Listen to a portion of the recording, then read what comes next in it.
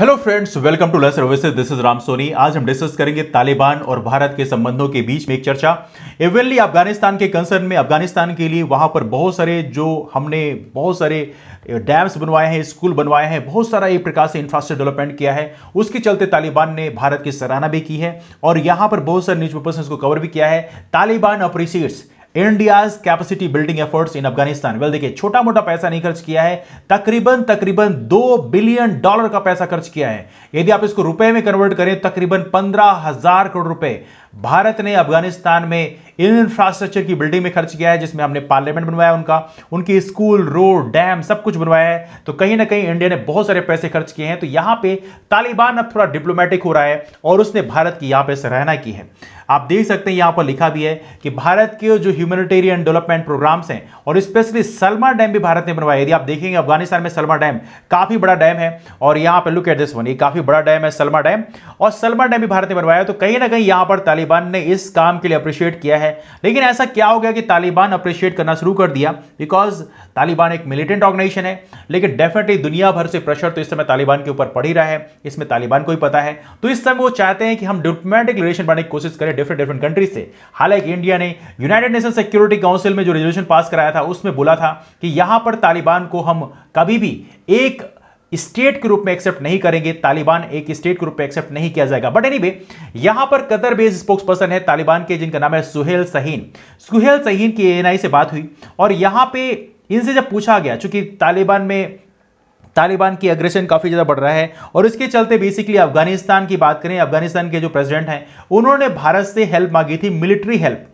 तो यहां पे जब इनसे पूछा गया यदि भारत यहां पर मिलिट्री हेल्प प्रोवाइड कराता है तो यहां पर आपकी क्या राय है? तो यहां पर उन्होंने बोला कि भारत को वार्न किया कि नहीं आप मिलिट्री हेल्प हमें यहां पर अफगानिस्तान की गवर्नमेंट को प्रोवाइड कराने की कोशिश ना करें। तो इस तरह कुछ इन्होंने टर्म्स इस्तेमाल किए। लेकिन सोहेल सहीन की बात करें, ये वहां के स्पोक्स पर्सन है जिन्होंने ये टर्म भारत के लिए इस्तेमाल किया। Well now look at the point, right now Afghanistan की जो फोर्सेस हैं वहां पे कई जगह गिव अप कर रही हैं। तालिबान की बात करें, इनके बीच में ऑब्वियस बात है वायलेंस चल रहा है। इसके चलते भारत हो या यूएस हो या दुनिया की अलग अलग कंट्रीज हो, वो सभी वहां पे जो एम्बेसीज हैं या वहां पे जो कॉन्सुलेट्स हैं, वहां का स्टाफ इस समय खाली करवा रहे हैं।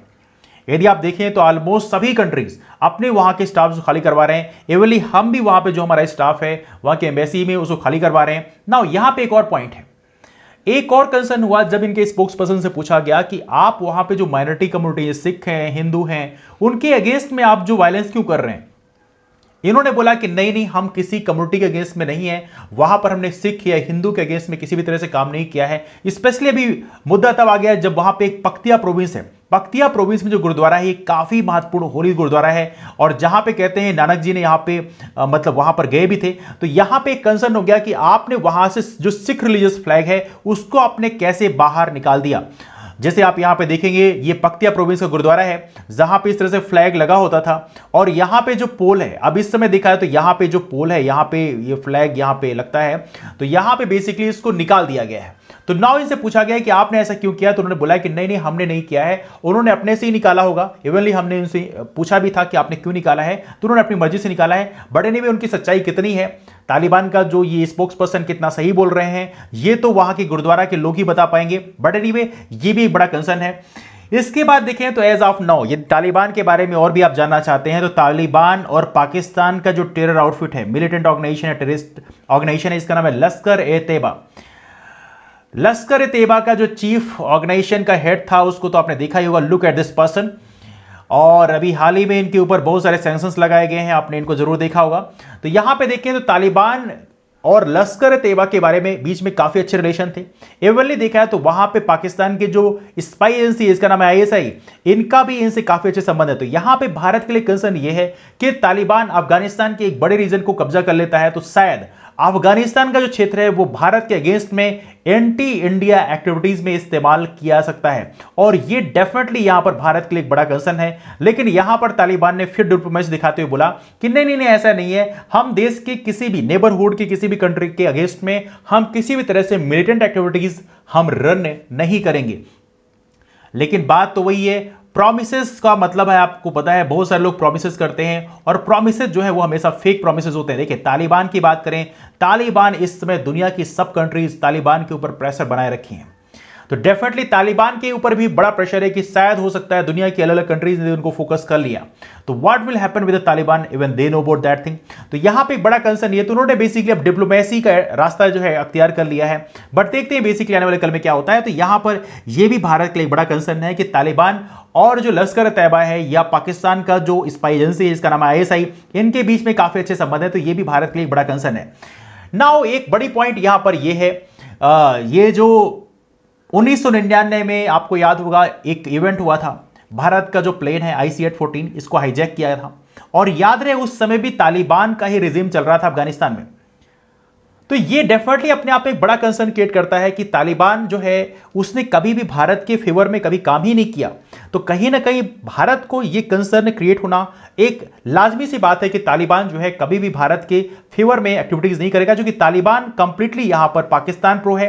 तालिबान की बात करें, तालिबान जो है पाकिस्तान का जो फेवर ISI है, पाकिस्तान की स्पाई एजेंसी है, उसके फेवर में है, तो डेफिनेटली ये कभी भारत के सपोर्ट में नहीं होगा। ये अलग बात है इस समय वो डिप्लोमेटिक रास्ता अख्तियार कर रहे हैं, तो इसके चलते उन्होंने भारत की प्रशंसा जरूर कर दी होगी, लेकिन राइट नाउ मुझे नहीं लगता कि तालिबान यहां पर भारत के सपोर्ट में काम करेगा।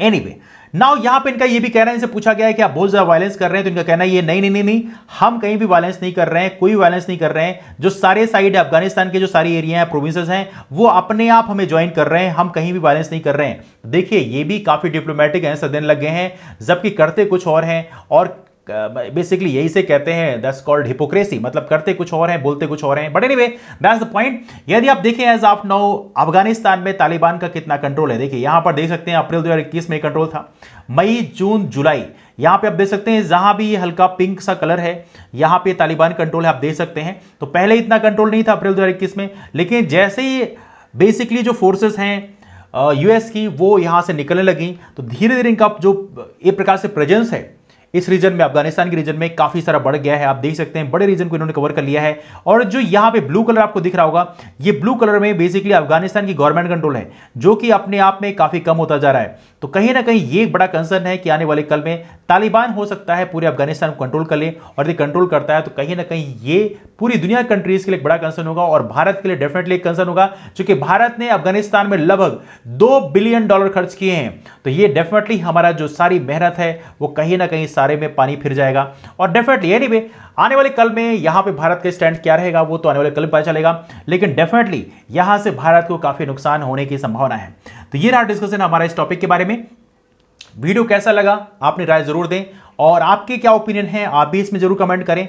और सबसे इंपॉर्टेंट है करंट अफेयर की हमारी क्लासेस लाइव होती हैं इस प्लेटफॉर्म में लर्न सर्विसेज पे सुबह 7 बजे, तो आप इस क्लास में भी ज्वाइन कर सकते हैं, लाइव क्लास होती है। और इसके अलावा मेंस की आंसर राइटिंग प्रैक्टिस होती है, तो शाम को 4 बजे आप इसमें ज्वाइन कर सकते हैं। ये 2 क्लासेस एज ऑफ नाउ हमारे प्लेटफॉर्म में लाइव होती हैं। और इसके अलावा बहुत सारा करंट अफेयर का जो कंटेंट है हम यहाँ पे हमेशा अपलोड करते हैं, तो आप उसे देखने के लिए चैनल को सब्सक्राइब कर सकते हैं। यदि आपको लगता है कोई भी करंट अफेयर का टॉपिक हम कवर करें, यदि आपको लगता है कोई भी करंट अफेयर ऐसा है जिस टॉपिक को हम कवर करें, तो आप नीचे कमेंट करके जरूर बताएं, मैं आपके कमेंट को जरूर फॉलो करूंगा और उस पे टॉपिक पे जरूर वीडियो बनाऊंगा। चलिए मिलते हैं आप लोगों से डिस्कशन में, तब तक के लिए bye bye and take care. और इसके अलावा आप लर्न सर्विसेज नाम का हमारा टेलीग्राम ग्रुप भी ज्वाइन कर सकते हैं, यहां पर क्लासेस की इंफॉर्मेशन शेयर की आती है, तो इसके माध्यम से भी आप हमसे जुड़ सकते हैं। तो चलिए मिलते हैं फिर आप लोगों से, तब तक के लिए bye bye and take care.